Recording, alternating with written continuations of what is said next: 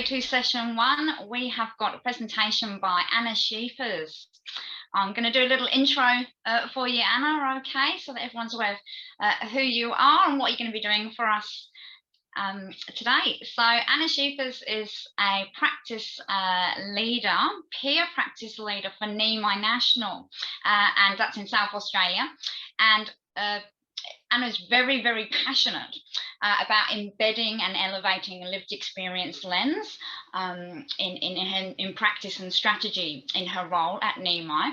Anna has a background in social work and has her own lived experience from a young age, and really is going to talk to us about quite an intentional shift and prioritising for lived experience framework of understanding and incorporating that and making that a primary practice for her, even with her social work background. So quite an amalgamating experience and a way of working that Anna has, and she's going to do a wonderful presentation for us today about her experiences and her insights and her perspectives. And Anna as well, just also like to say, has a very, very passionate about distinct lived experience voices and power and perspectives on power. So I'm going to hand over to Anna now, and yes, enjoy your time, Anna, and I hope everybody gets as much out of this as I know I'm going to, because I love background social work sort of backgrounds. Is very, very interesting with lived experience. So take it away, Anna. Thanks for that, Phoebe. I'll just share my screen.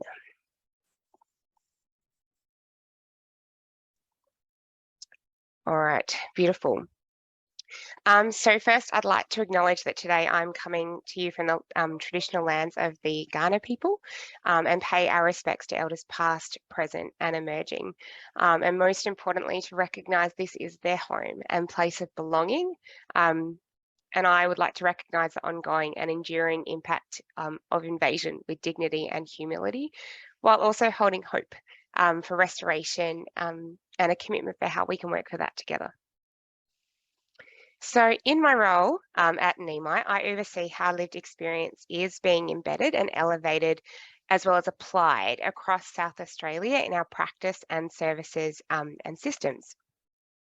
So this has involved thinking through how, as an organisation, we're understanding competency and essential knowledge to be able to recruit lived experience workers effectively. It's also about how we're creating conditions to support practice and professional development. So having spaces like peer supervision and communities of practice and professional networking. It's also what's needed in our communication and care for accountability, safety and sustainability with and for the lived experience workforce, and what capacity building actually needs to happen in service delivery, leadership or in our systems to really support this. I'm often reflecting with and coaching people who are passionate to intentionally use their lived experience, whether in a simple or significant way in their work or role, while feeling ambiguous about how to connect those personal learnings into a professional setting, role or framework.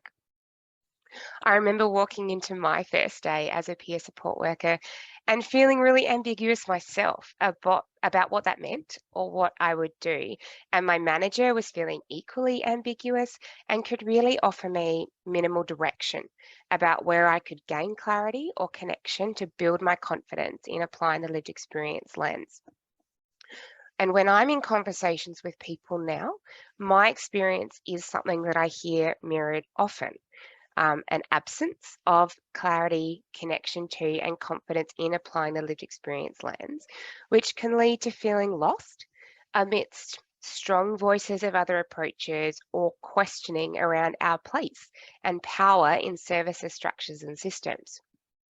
And having been in that position and learning to cultivate that clarity, connection, and confidence myself, I'm really keen to share those learnings today so that as a collective, we can move from being passionate, yet perhaps sometimes tentative, to bold and consistent in whatever spheres of influence that we sit.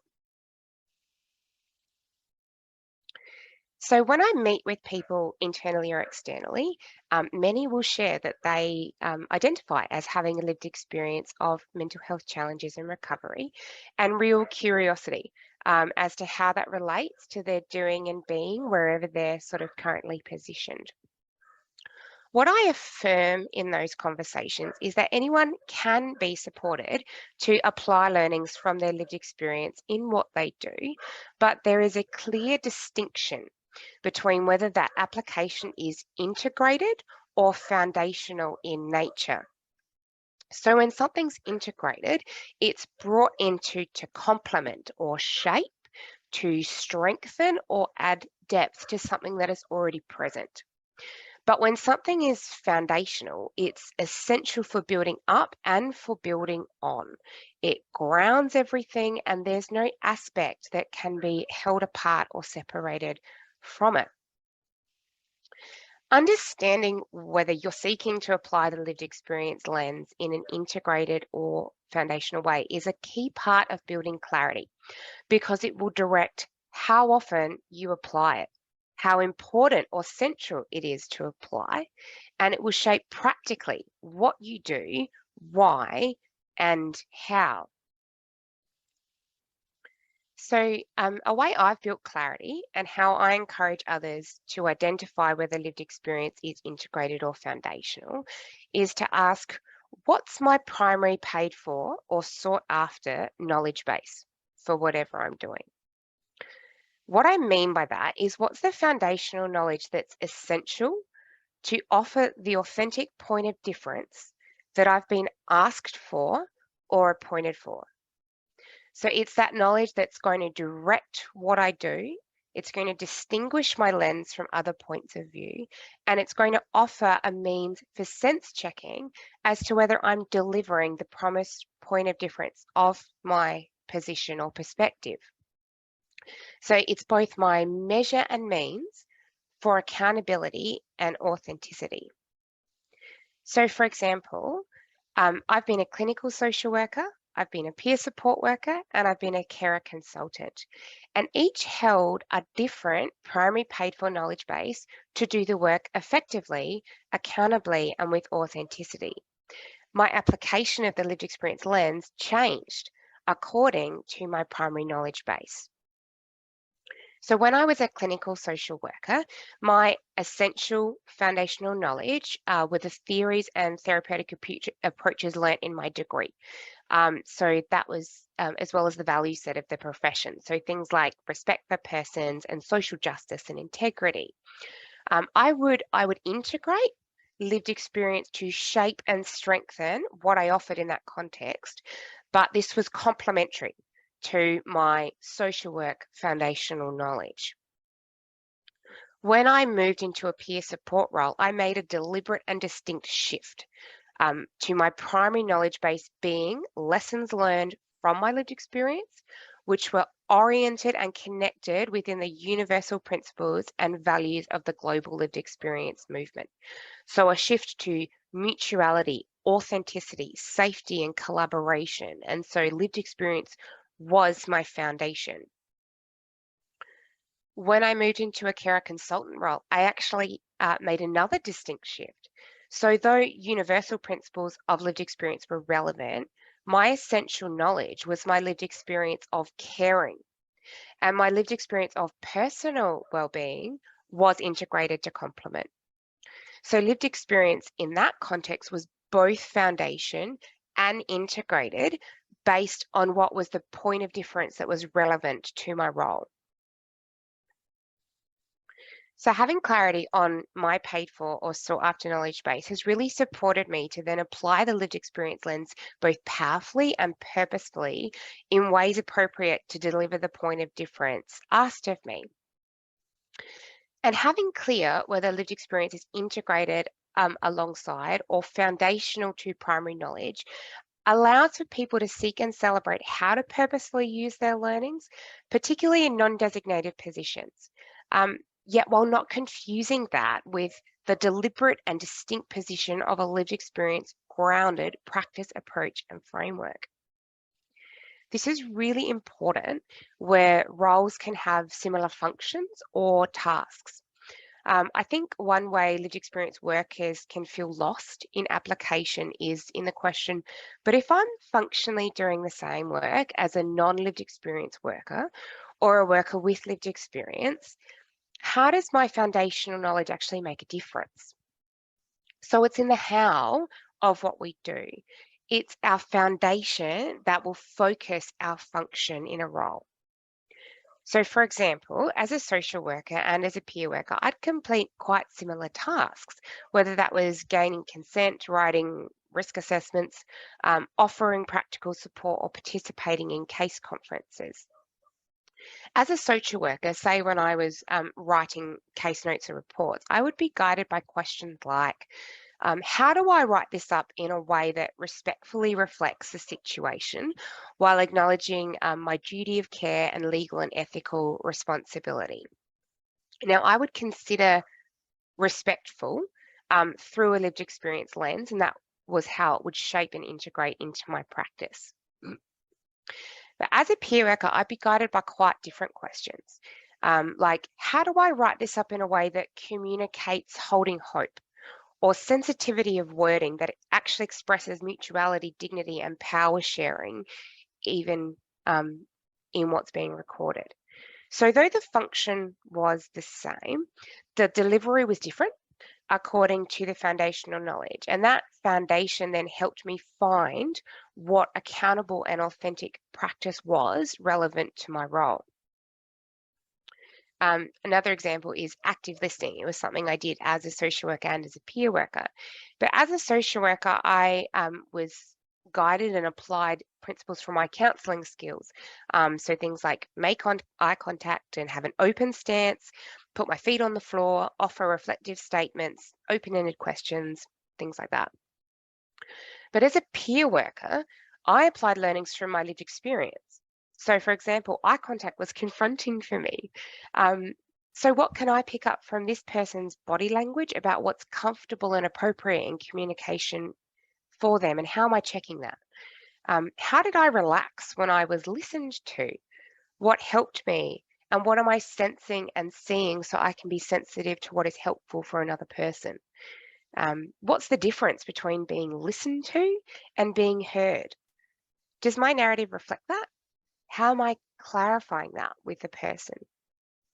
So again, same function, but with distinct delivery that offered a point of difference based on that foundation. If I ever need help in building clarity in my primary paid for or sought after knowledge base to bring together foundation function, I use an analogy that was shared with me by a mentor. So she explained to me, when we're working with people, we actually want to go about that in responsive ways. So rather than placing people in a box of our practice, we see our practice as jars on a shelf that we might pinch from to put forward and work out something that is going to be nourishing, holistic, and personally relevant to that person, as directed by that person. So our primary knowledge base is the shelf, and the jars hold all the resources of that. And so what are they? What must be fully stocked on the shelf to offer something accountable and authentic? My shelf looked different when I applied social work as my primary knowledge. So there were jars of DBT, or cognitive behavioral therapy, narrative therapy, motivational interviewing, things like systems theory or respect for persons. And I would take a pinch to tailor something responsive. And in my case, lived experience was a jar to pinch from within that. But when lived experience is my primary knowledge shelf, the jars look distinctly different. So it's jars of mutuality and holding space. It's trauma lived awareness. It's recognizing and responding to stigma, strategies and stories of personal growth and endurance. And some jars might hold theories or wider skills or therapeutic tools. So like it might hold DBT skills or acceptance and commitment therapy.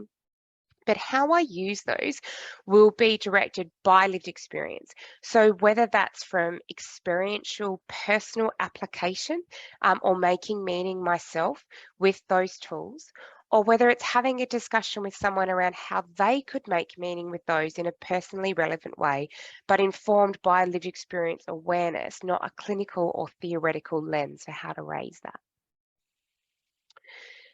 Frequently, I'll have conversations with people who are in designated lived experience roles about functions and responsibilities. And I'll hear this tension of, but this is not lived experience led. And that's common in a system, a sector, or a service that was not designed to be lived experience led. But what I encourage people is, even if the product isn't, in foundationally applying the lived experience lens, we are lived experience led. And so we can model what that actually looks like and influence a movement towards genuine lived experience led functions, services, and systems. So having clarity in primary knowledge helps everyone know and celebrate their power, their place, and their point of difference in the sector to be able to demonstrate how our roles are equal in dignity and respect, but they're different in delivery. So it's not about competition or platforming one practice over another. It's about our collaboration together. So as you think about building clarity in applying the lived experience lens, here are some questions to reflect on. So, do I have clarity in how I want to do that? Do I want my application to be integrated or foundational? What is my primary paid for or sought after knowledge base right now? Or what do I want it to be? And what are the jars on my shelf?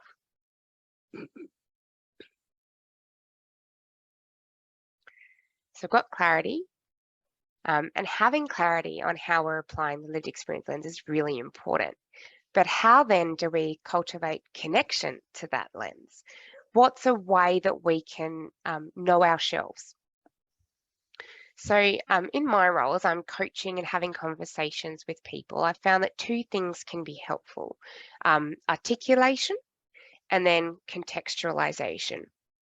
So by articulation, I mean, what is your explanation of lived experience application?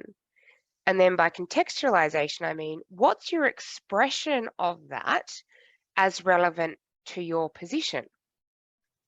So a different way to say that is connection comes when we can name what it is we bring, so the explanation, and how we bring it, the expression. What would I share as my point of difference, and how would I show that in practice? So then let's start with articulation. If you had 30 seconds to explain the lived experience lens to someone, what would you say? The first time I tried this, I actually found it really difficult. I had all these internal ideas and feelings and emotions. And when I came to articulate that to someone else, I found it a real challenge to order all of that. And I really had to go back and think about it. I'm quite the slow cooker. So I needed to really cook that to be able to bring that out in a purposeful way. And so to help me with that, I circled back to the idea of my primary knowledge base and then focused in on what I would actually explain as the 4 Ps: the principles, the postures, the processes, and the practices. I then focused in on the how of that as relevant to my position. So my position was building understanding of the lived experience lens to embed and elevate it in practices, services, and systems. So how would I explain the 4 Ps in that context? So here are some different examples I came up with. So lived experience practice is bringing the knowing of what it's like to walk through challenges and well-being, the tensions, the trickiness, the energy it takes, and the choices of that process, and using that awareness to shape and inform every aspect of what's offered, the being with and the doing with. The lived experience posture presses in to help people feel and be known, heard, and seen in an experience that can be disorienting and disempowering. And it holds space with a person for the time, dignity, and decision processes to work out what's meaningful and authentic for that person to live well according to them. The lived experience process seeks to build a person's connection and confidence in every aspect of their journey. And the personal awareness a lived experience worker brings of what confidence and connection is meant for them creates a shared space of knowing and being known. To deep dive the nuance and complexity of that with another person more easily and instinctually. And then lived experience principles create a point of difference for what functions look, sound, and feel like. Because living awareness permeates every aspect of the process, the pace, and the presence. So it's richer and deeper than safe disclosure. It's connection to and discovery of your place in the universal story of lived experience and the principles of mutuality and living hope, trust, compassion, collaboration, and continuous journey and power sharing. These unite together where our individual life details might be different. So going through that process of articulation and contextualization, I built a really strong connection with the application of lived experience lens in my direct practice. And that flowed from my clarity of my primary knowledge base. So at Neami, our learning and development team has another way to explore this articulation contextualization. So in our training for people in designated lived experience positions, people are invited to write out 3 points of difference in being lived experience led and 3 ways to demonstrate or embody that.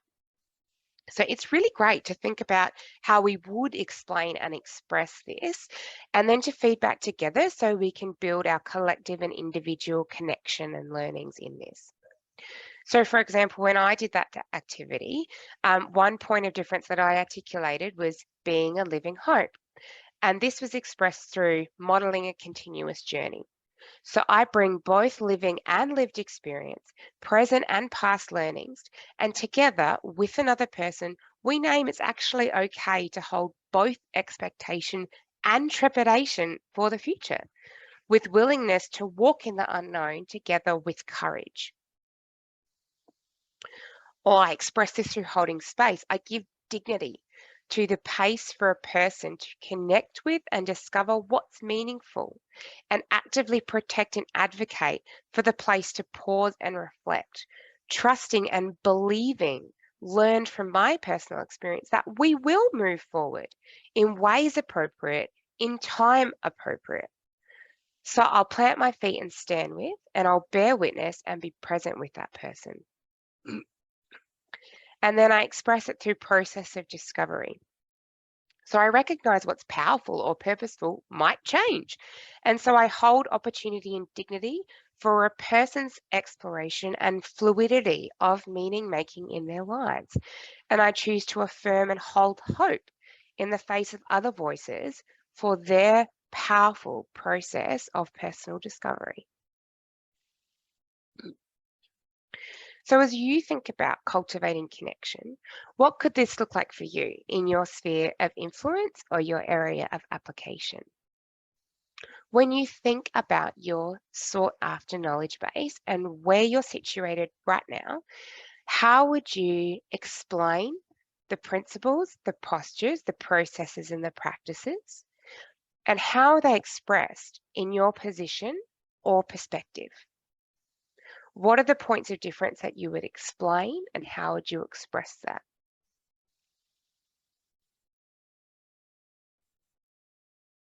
So when I think back of what I've just shared, I feel really grounded and really settled.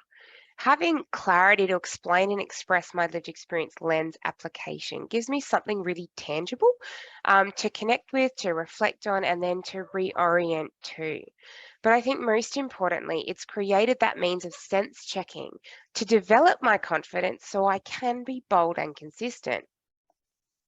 When I do peer supervision or reflection with people, I ask, how connected are you feeling in lived experience practice?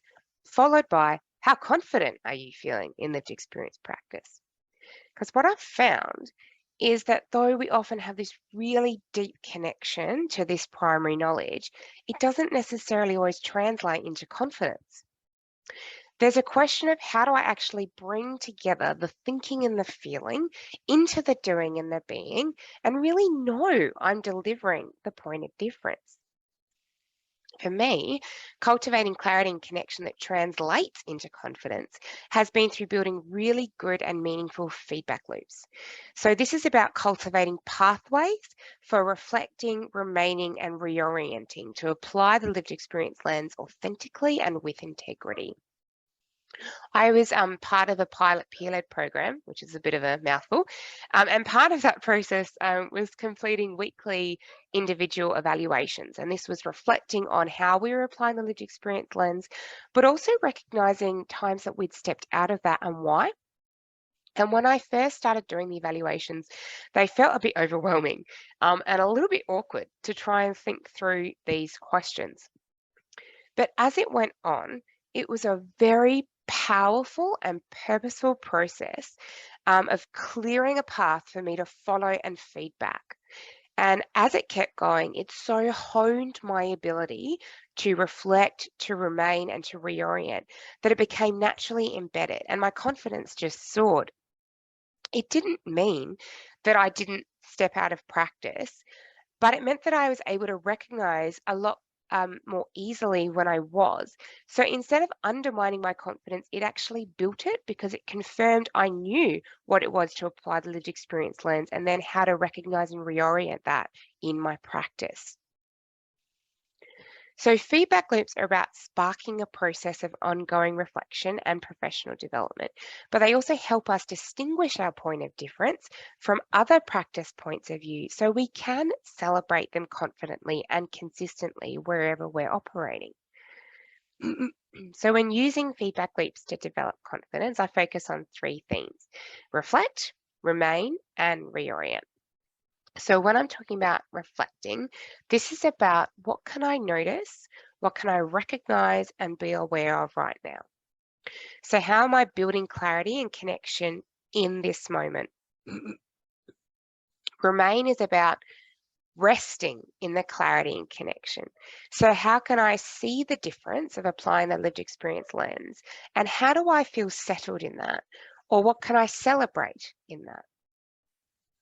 And then reorient is about realizing and redirecting where I might have stepped away and non-judgmentally considering why and what's needed to change to be authentic and accountable in applying the lived experience lens. Or what could I step into for clarity and further connection? So here's some questions that I ask myself and work through with others to build confidence. So under reflect, what's informing my thinking, my feeling, my doing, and my being right now?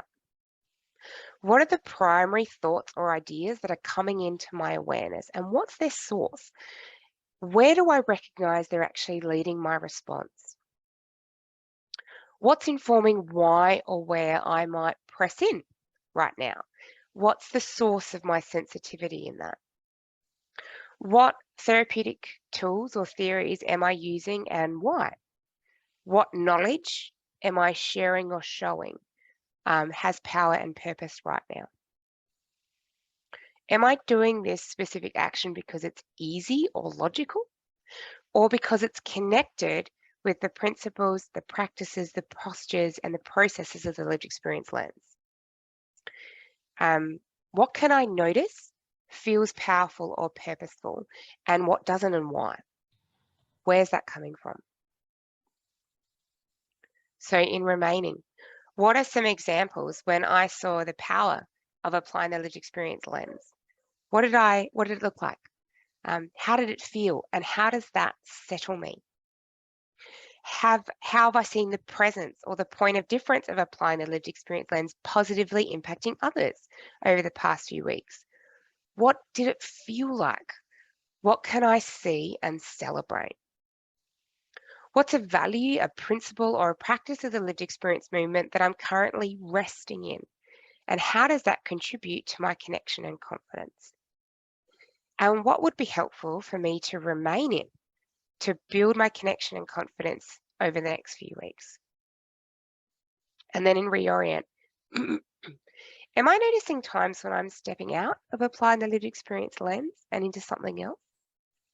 What's happening? Why? When is that occurring? What do I notice happens when I do? How does it feel?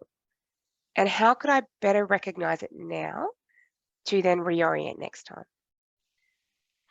Thank you so much. We are going to have to start wrapping up, and I know that you're in your ending slide, so I just wanted to thank you so much and just give you an opportunity for an ending quick sentence so that you can just encapsulate that very last point. Sure. So this is basically, thinking about how can you understand your sought after knowledge base? How can you explain and express that? And how can you reflect and remain to reorient? And I've got a handout that sort of summarizes what I've spoken to that you can take and use and hopefully spark some conversations and reflection processes to support your experience as well. Brilliant. Oh, thank you so much, Anna. There's lots of applause hands coming up, so I'm sure you can probably see them in the corner there.